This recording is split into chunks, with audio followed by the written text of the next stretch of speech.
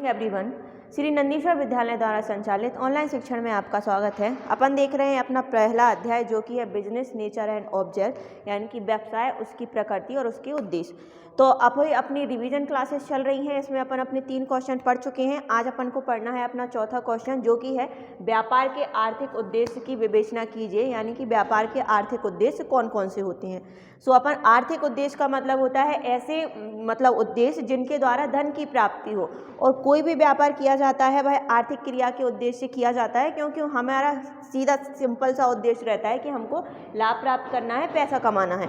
तो सबसे पहले अपन देखते हैं कि व्यापार के आर्थिक उद्देश्य कौन कौन से होते हैं। सबसे पहला होता है लाभ अर्जित करना, यानी कि कोई भी व्यवसाय है संचालित किया जा रहा है तो उसका प्राथमिक और पहला उद्देश्य होता है कि हमें लाभ प्राप्त करना है। अब वो लाभ प्राप्त कैसे होता है? जब हम वस्तुओं का प्रोडक्शन यानी कि जहाँ होता है वहाँ से माल को लाते हैं, फिर अपन क्रय विक्रय का कार्य करते हैं, यानी कि कुल मिलाकर अपना उद्देश्य क्या होना चाहिए? केवल हमें लाभ प्राप्त करना है। क्योंकि कोई भी व्यापार है अगर वह इस उद्देश्य से संचालित नहीं किया जा रहा है कि हमें लाभ प्राप्त करना है, तो आगे आने वाले थोड़े ही समय में वह व्यवसाय क्या हो जाता है? बंद हो जाता है, अर्थात बेकार हो जाता है। तो व्यापार का सबसे पहला उद्देश्य होता है लाभ अर्जित करना। दूसरी चीज़ होती है ग्राहकों का सृजन करना। अब क्या होता है कि व्यापार के अंतर्गत अपन केवल क्रय विक्रय को शामिल कर लें तो ऐसा भी संभव नहीं हो सकता है, क्योंकि क्रय विक्रय होने के साथ साथ में ग्राहकों का सृजन करना भी जरूरी है, क्योंकि क्रय विक्रय जो होता है वह ग्राहकों के ऊपर ही डिपेंड करता है।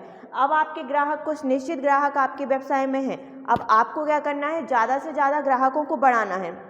अब आप ग्राहकों को कैसे भी बढ़ा सकते हैं? उन्हें लालच देकर, या फिर 1 बाय गेट 1, या फिर आपकी कोई सी भी स्कीम होती है। साथ ही साथ अच्छी क्वालिटी का माल अपन ग्राहकों को प्रोवाइड करके ग्राहकों को बने रह सकते हैं अपने व्यापार में, और साथ ही साथ ग्राहकों की संख्या भी बढ़ा सकते हैं। तो दूसरा हमारा उद्देश्य हुआ ग्राहकों का सृजन करना। तीसरी चीज़ होती है नव प्रवर्तन। नव प्रवर्तन का मतलब होता है व्यापार में नई नई चीज़ों को लाना, और नई नई टेक्निक के द्वारा नई नई क्वालिटी की और नई नए रूप रंग की वस्तुओं को अपने व्यापार में लाना। अब क्या होता है, पुरानी वस्तुओं का यूज करते करते ग्राहक भी बोर हो जाते हैं और वह उन वस्तुओं का यूज करना छोड़ देते हैं। इसीलिए व्यापार में क्या किया जाता है? नव प्रवर्तन को अपनाया जाता है, अर्थात नई नई वस्तुओं को व्यापार में लाया जाता है, जिसके कारण व्यापार का विकास होता है और धन की प्राप्ति हमें ज़्यादा से ज़्यादा होती है। तो यानी कि इसका हो गया हमारा नव प्रवर्तन। चौथी चीज़ होती है अधिकतम उत्पादकता। अब क्या होता है? अधिकतम उत्पादकता का मतलब होता है वस्तुओं के उत्पादन को ज़्यादा से ज़्यादा बढ़ाना। अब वस्तुओं का उत्पादन ज़्यादा से ज़्यादा बढ़ता है तो जो कॉस्ट आती है हमारी वह भी कम हो जाती है, क्योंकि पहले जो हमारे मान लीजिए व्यवसाय में मजदूर थे, वो जितनी वस्तुओं का उत्पादन कर रहे थे हमें मजदूरी तो उनको उतनी ही देनी थी। अब अगर हम ओवरऑल अपनी उत्पादकता बढ़ा देते हैं तो हमारी मजदूरी तो हमें उतनी ही देनी है, उत्पादकता बढ़ती जाएगी और हमारे लाभ भी बढ़ते जाएंगे। तो चौथा हमारा हुआ अधिकतम उत्पादकता। पांचवा होता है विपणन की व्यूह रचना तैयार करना। ये भी हमारे व्यापार का मेन एलिमेंट होता है। विपणन की व्यूह रचना का मतलब होता है वस्तुओं की मार्केटिंग करना। अगर एक दुकान खुली है और अब अपनी वस्तुओं की मार्केटिंग नहीं करती है, दुकान की मार्केटिंग नहीं करती है, तो भाई ग्राहक क्या होते हैं? वस्तुओं के बारे में हमें जानकारी नहीं मिल पाती है और हम व्यापार का उस हिसाब से विस्तार नहीं कर पाते हैं। इसके बजाय आर्थिक उद्देश्य में अपन लेंगे कि विपणन की व्यूह रचना इतनी अच्छी होनी चाहिए, अर्थात वस्तुओं का हमें विज्ञापन और उनका विपणन, मार्केटिंग इतनी अच्छी करनी चाहिए कि ग्राहकों को वस्तुओं के बारे में जानकारी हो सके और वह वस्तुओं को आसानी से क्रय कर सकें। तो इस प्रकार ये हुए हमारे व्यापार के आर्थिक उद्देश्य। अब अपन देखते हैं अपना 5वां क्वेश्चन जो कि है व्यापार के कार्य बताइए, यानी कि अपन को इसमें व्यापार के कार्य बताने हैं कि एक व्यापार जब हम संचालित करते हैं तो उसके कौन कौन से कार्य होते हैं। सबसे पहला होता है हमारा वित्तीय कार्य। अब देखिए, वित्तीय कार्य का मतलब होता है ऐसे कार्य जो कि धन से संबंधित होती हैं। अब व्यापार के कार्य में वित्तीय कार्य को इसीलिए इंक्लूड किया गया है क्योंकि हमें व्यापार संचालित करने के लिए कितने धन की आवश्यकता होगी, कितना पैसा हमें मार्केट से लेना है, कितना उधार लेना है, कितना बैंक से लोन लेना है, ये सारे जो कार्य आते हैं वह वित्तीय कार्य के अंतर्गत ही आते हैं। अर्थात व्यापार अगर अपन देखें तो बिना वित्त के कोई भी व्यापार संचालित किया ही नहीं जा सकता है। इसीलिए वित्त की आवश्यकताओं का अनुमान लगाना और उसका सही तरीके से उपयोग करना ही वित्तीय कार्य के अंतर्गत आता है। दूसरी चीज़ होती है निर्माण कार्य करना। ये भी व्यापार का एक प्रमुख कार्य माना जाता है, क्योंकि व्यापार के अंतर्गत पहले क्या होता है, हमारे पास कच्चा माल होता है। अब उस रॉ मटेरियल को हमें फिनिश गुड्स में चेंज करना है, यानी कि कच्चे माल को निर्मित माल में परिवर्तित करना है। उसके बाद में वो निर्मित माल हमारे व्यापार में आएगा, अर्थात व्यवसाय में आएगा, और उसके बाद ही हम क्या कर सकते हैं, वस्तुओं का क्रय विक्रय कर सकते हैं। तो दूसरा कार्य होता है निर्माण कार्य, अर्थात वस्तुओं का निर्माण करके उन वस्तुओं का क्रय विक्रय करना। तीसरी चीज़ होती है क्रय कार्य। क्रय कार्य का मतलब ये होता है कि अब मान लीजिए जैसे कोई फुटकर विक्रेता हैं तो वह क्या करते हैं, थोक व्यापारियों से माल को क्रय कर लेती हैं। अब मान लीजिए कोई ऐसा व्यवसाय है जो वस्तुओं का प्रोडक्शन स्वयं करता है, तो कच्चा माल हमें बाहर से लाना है जहां हमें अच्छी लागत का माल आसानी से मिल जाता है, फिर उसको फिनिश गुड्स में चेंज करना है। कभी कभी हमें बहुत सारी चीज़ों की आवश्यकता व्यापार को संचालित करने के लिए मतलब बन जाती है। तो यानी कि क्रय संबंधित कार्य, यानी कि जो भी व्यवसाय को संचालित करने के लिए क्रय की आवश्यकताएं होती हैं वह भी व्यापार के कार्य के अंतर्गत ही आता है। चौथा होता है विक्रय कार्य। अब सीधी सी बात है, व्यापार करेंगे तो क्रय विक्रय तो होगा ही। अब क्रय करेंगे अपन तो उसके बाद विक्रय का एलिमेंट भी आता है, यानी कि वस्तुओं को क्रय करने के बाद उनका विक्रय किया जाता है। विक्रय भी ऐसा किया जाता है कि वस्तु की लागत जितनी है उतनी ही लागत में मतलब अपना प्रॉफिट थोड़ा जोड़कर अपन वस्तुओं का विक्रय करते हैं, अर्थात उनको बेचते हैं। बेचने से क्या होता है, व्यापार भी चलता है और हमें लाभ भी प्राप्त हो जाते हैं। पांचवा होता है नियोजन एवं नियंत्रण करना। ये भी हमने देखा है कि ये भी हमारे व्यवसाय के माने तो प्रबंध के कार्य माने जाते हैं, जो कि आप अपने नेक्स्ट क्लास में पढ़ेंगे। नियोजन का मतलब होता है वस्तुओं की प्लानिंग करना, यानी कि हमें व्यापार से संबंधित चीज़ों की प्लानिंग करना कि व्यापार को कैसे संचालित किया जाना है, कौन कौन से एलिमेंट हैं जो व्यापार में चलने लगेंगे। और नियंत्रण का मतलब होता है कि सुविधाओं को नियंत्रित करना, यानी कि अनावश्यक व्यय व्यवसाय में नहीं हो पाए। ये सारे भी व्यवसाय के कार्य माने जाते हैं। तो अभी अपन ने देखा व्यापार के कार्य होते हैं वित्तीय कार्य, क्रय कार्य, विक्रय कार्य, निर्माण का कार्य और नियोजन एवं नियंत्रण का कार्य। अब देखते हैं अपन अपना नेक्स्ट क्वेश्चन। अब देखते हैं अपन अपना नेक्स्ट क्वेश्चन, जो कि है व्यवसाय का महत्व समझाइए।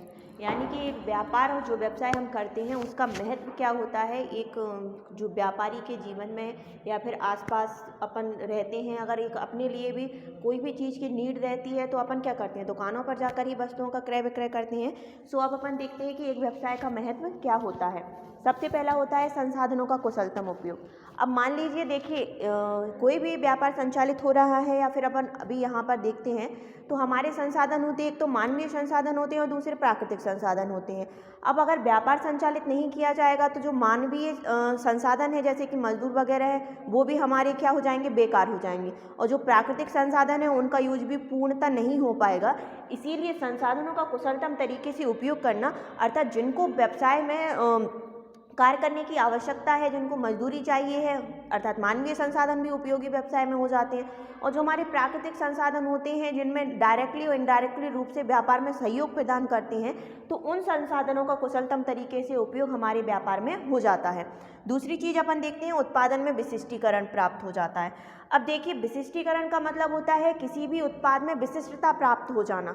तो अगर किसी में मान लीजिए अपन व्यापार ही नहीं करेंगे तो वो उत्पाद जो है रॉ मटेरियल है वो वेस्ट चला जाएगा। अब अगर अपन को उसमें विशिष्टीकरण प्रदान करना है तो हमें व्यापार का होना आवश्यक होता है। नई नई टेक्निक का यूज करना है, नई नई क्वालिटी की वस्तुओं का रूप रंग ग्राहकों की मांग के अनुसार, इन सभी चीज़ों के कारण क्या हो जाती है, उत्पादन में विशिष्टीकरण आ जाता है। विशिष्टीकरण आ जाता है तो क्रय विक्रय हो सकता है और हो सकता है निर्यात भी हो जाए, जिसके कारण हमारे देश का आर्थिक विकास होता है और राष्ट्रीय आय और जो हमारी विदेशी आय है वो उसमें भी वृद्धि हो जाती है। तीसरी चीज़ अब हम देखते हैं कि उपयोगिता का सृजन करना। अब मान लीजिए व्यापार संचालित नहीं किया जा रहा था, जो हमारे पास रॉ मटेरियल था तो वह तो वेस्ट था हमारा। अब अगर हमने व्यापार संचालित किया तो हमने नई नई वस्तुओं का प्रोडक्शन किया, तो एक तो जो हमारा रॉ मटेरियल है उसकी उपयोगिता में सृजन हुआ सॉरी। दूसरी चीज़ क्या हो जाती है, व्यापार के माध्यम से हम वस्तुओं का क्रय विक्रय एक स्थान से दूसरे स्थान पर आसानी से संचालित कर सकते हैं। तो उन क्षेत्रों में भी क्या हो जाती है, उपयोगिता बढ़ जाती है, वहाँ पर भी हम वस्तुओं की सप्लाई आसानी से कर सकते हैं। चौथी चीज़ होती है जीवन स्तर में वृद्धि होना। ये तो नॉर्मल सी बात है कि एक सामान्य सा उपभोक्ता है जो वस्तुओं का उपयोग पहले नहीं कर रहा था, तो उसका जो जीवन था वो नॉर्मल तरीके से हो रहा था। लेकिन अब व्यापार के कारण हम वस्तुओं का क्रय विक्रय करने लगे और साथ ही साथ अच्छी गुणवत्ता वाली वस्तुओं का क्रय विक्रय करने लगे, जिसके कारण लोगों का जीवन स्तर बढ़ा, उनका स्टैंडर्ड सुधरा, और जिसके कारण हमारे व्यापार का महत्व हम इन बिंदुओं के माध्यम से जान सकते हैं। अब अपन बढ़ते हैं अपने नेक्स्ट क्वेश्चन की तरफ, जो कि है व्यावसायिक जोखिम के कारण लिखिए। यानी कि व्यवसाय में जो आने वाली जोखिम होती हैं वो किन किन रीजन से होती हैं। तो सबसे पहले अपन को जानना पड़ेगा कि व्यावसायिक जोखिम ही किसे कहते हैं। अब व्यावसायिक जोखिम का मतलब होता है किसी भी व्यापार को संचालित करते समय होने वाले जो अप्रत्याशित हानि, अप्रत्याशित लाभ, ये सारी चीज़ें हमारे व्यावसायिक जोखिम के अंतर्गत आती हैं। अब अगर मान लें कि अपन कोई व्यवसाय करेंगे तो अपन को या तो लाभ होना है या हानि होनी है। ये तो नॉर्मल सी अपन भी जानते हैं कि या तो अपन कहीं पर जाएंगे तो अपन लाभ ही प्राप्त करेंगे या फिर अपन हानि ही प्राप्त करेंगे। तो अप्रत्याशित होने वाली जोखिम यानी कि हानि को ही अपन क्या कहते हैं, हम व्यावसायिक जोखिम कहते हैं। अब जैसे मान लीजिए कहीं आग लग जाती है, चोरी हो जाती है, या फिर बोल सकते हैं कि बिजली का गिर जाना, बादलों का फट जाना, आंधी तूफान आ जाना, मांग में परिवर्तन हो जाना, तो ये सारी चीज़ें जो होती हैं वो अप्रत्याशित रूप से होती हैं और कुछ मानव की कमी के कारण भी हो सकती हैं, प्रबंध कुशलता अच्छी ना होने के कारण, तो वो होते हैं हमारे व्यावसायिक जोखिम ही होती हैं। अब अपन देखते हैं कि एक व्यवसाय में होने वाली जो जोखिम होती है उनके क्या क्या कारण होते हैं। तो सबसे पहला होता है हमारा प्राकृतिक कारण। प्राकृतिक कारण का मतलब होता है प्राकृतिक रूप से होने वाली कोई भी ऐसी घटना जो व्यावसायिक जोखिम का कारण बनती है। इसका मतलब ये होता है आंधी आ जाना, तूफान आ जाना, या फिर क्या हो जाती है बाढ़ आ जाना, या फिर बिजली का गिर जाना, बादलों का फट जाना। इन वजहों से क्या हो जाता है, हमारा व्यापार पर हमारा प्रभाव पड़ जाता है और उसके कारण जो व्यापार है उसमें जोखिमें आ जाती हैं। तो पहला हो गया हमारा प्राकृतिक कारण। दूसरी चीज़ होती है हमारे मानवीय कारण। अब मानवीय कारणों में अपन ले सकते हैं जैसे कि मान लीजिए कोई कीमतों में परिवर्तन हो जाना, या फिर मानव की ही कोई लापरवाही हो जाती है, जैसे कि मान लीजिए वो चोरी हो जाना माल का, या फिर अपन माल कहीं से लेकर आ रहे हैं तो रिस कर माल का या फिर माल का फैल जाना, तो ये सब कारण क्या हो जाते हैं, या मानव की गलती के कारण आग लग जाना।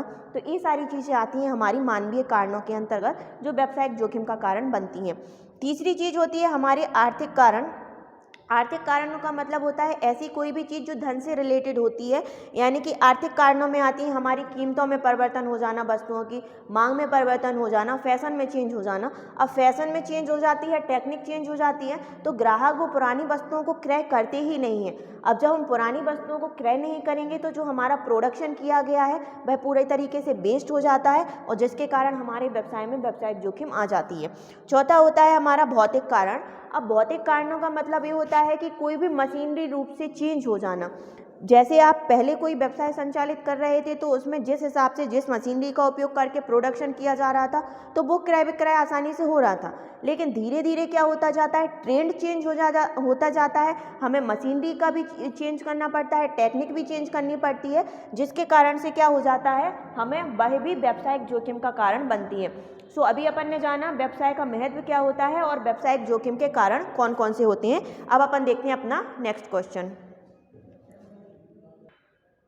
अब अपन देखते हैं अपना नेक्स्ट क्वेश्चन जो कि है व्यवसाय में लाभ की भूमिका समझाइए। तो सबसे पहले अपन को जानना होगा कि जो लाभ होता है वह क्या होता है।